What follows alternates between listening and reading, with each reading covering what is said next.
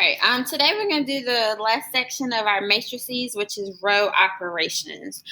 So we know by now that matrices help us organize information, but they also help us solve systems of linear equations. If we take a trip back and we think about systems of linear equations from previous math classes, we had elimination process, substitution process, and graphing. And we dealt with only two variables like x and y. Today I'm going to show you how to take three variables, set it up as a matrix, and then perform different operations to reduce the matrix down to a smaller number.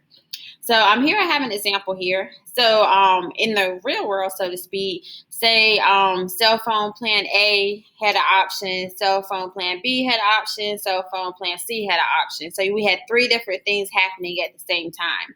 We would set those up as equations, three different options, and then we would go through and find some method to reduce it all down to find which cell phone plan was better for us. So let's get started here. So I have three variables. I got X, Y, and Z.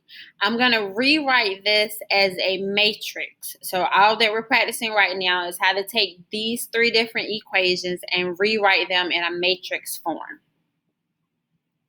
So inside your matrix is going to be your coefficients. Coefficients are the numbers in front of the variables. So my first row is going to be 2, 1, negative 4, 2, 1, negative 4. And then I draw a line to separate what my row is equal to. And that number is going to be 12. I'm going to do the same thing with the rest of my equations.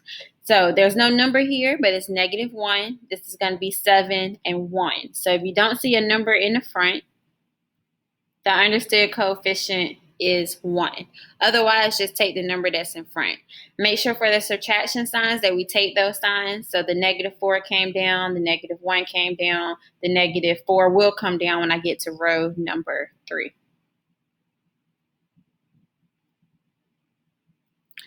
And just like that, I took these that were in equation form and I set it up as a matrix. This matrix has a name. It's called an augmented matrix.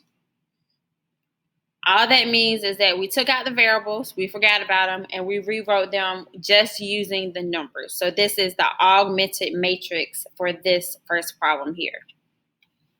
And this is a 3 by 3. So this is a 3 by 3 here, and then we set it equal to our equations.